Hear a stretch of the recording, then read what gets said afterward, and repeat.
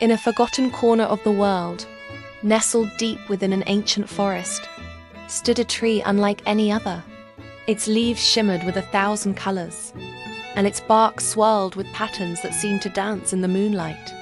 This was the Whispering Willow, a magical tree that held the forest's very soul within its branches. Living nearby was a young boy named Leo, whose best friend was a magnificent grey wolf he called Silver. Leo and Silver were the unofficial guardians of the forest, and they spent their days exploring its hidden paths and listening to the secrets whispered by the wind. One crisp autumn morning, a strange and unsettling sound echoed through the woods.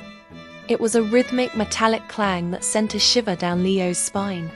He and Silver exchanged a worried glance and raced towards the source of the noise.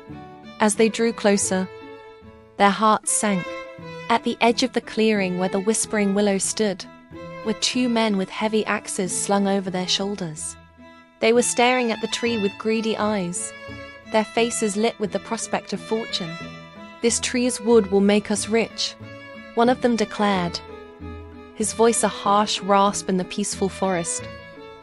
Leo knew he had to act fast. But what could a small boy and a wolf do against 2 grown men with axes?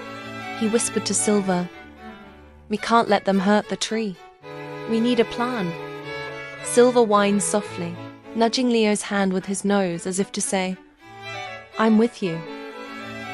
Hiding behind a thicket of ferns, Leo watched as the men approached the willow. The first man spat on his hands, grabbed his axe and swung it with all his might. But something incredible happened.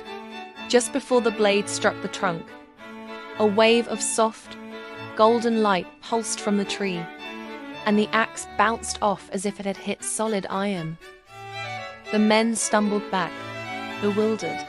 They tried again, and again the same thing happened. A protective shield of light flared up each time an axe came near. Frustrated and angry, they decided to change their tactics. "If we can't chop it, we'll burn it," the second man growled, pulling out a flint and steel.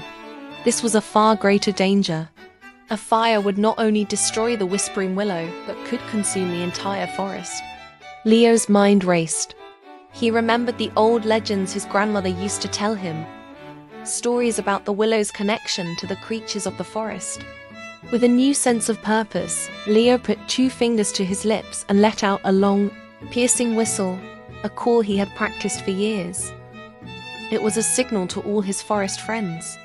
Silver joined in with a deep, resonating howl that carried through the trees. Within moments, the forest came alive. A flurry of wings filled the air as birds of every kind swooped down from the canopy. Squirrels chattered angrily from the branches, and a family of deer emerged from the shadows, their large, dark eyes fixed on the intruders.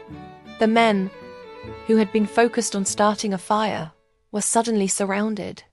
They were startled by the sheer number of animals that had appeared from nowhere. The birds circled their heads, the squirrels pelted them with nuts, and the deer stood their ground, blocking any path of escape.